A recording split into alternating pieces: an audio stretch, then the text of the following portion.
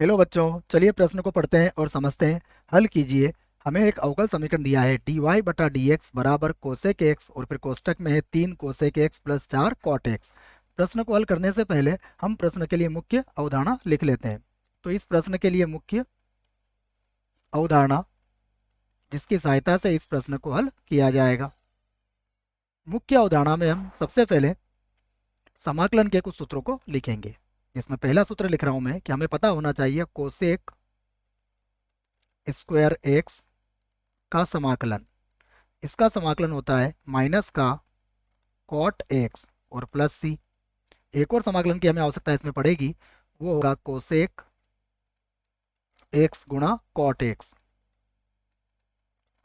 D x. इसका समाकलन होता है माइनस का कोसेक एक्स और प्लस हो जाएगा सी। तो ये दो बातें आप इस प्रश्न के लिए याद रखिएगा। आइए दी गई अवकल समीकरण को लिख लेते हैं।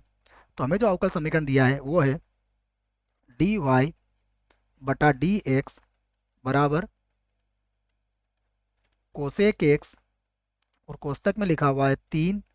उसके बाद फिर से है कोसेक एक्स प्लस का 4 कॉट एक्स। ये लिखा हुआ है, देखिए। अब हम डी एक्स को बराबर के इधर ले आएंगे। तो ये होगा डी वाई बराबर, और इसको अंदर गुणा भी कर लेंगे। तो ये होगा 3 और यहाँ पर हो जाएगा कोसेक स्क्वायर एक्स और प्लस यहाँ पर होगा 4 और ये हो जाएगा कोसेक एक्स और गुणा में आ जाएगा कॉट एक्स। और यहाँ पर किसे ले आए हम? डी एक्स को। अब हम दोनों पक्षों का समाकलन कर देते हैं। तो लिख देते हैं दोनों पक्षों का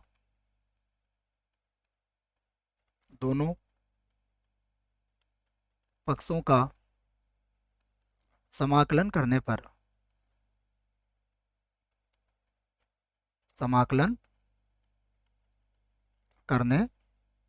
पर ये हमने सारी बातें यहाँ पर लिख ली हैं।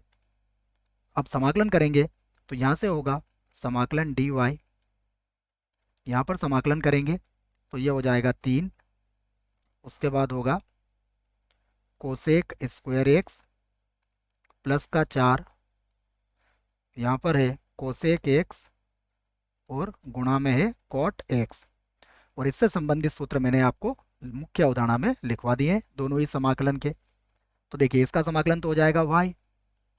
कोसेक स्क्वायर एक्स का समाकलन होता है माइनस का कॉट एक्स, तो ये होगा माइनस का 3 और यहाँ पर आ जाएगा कॉट एक्स।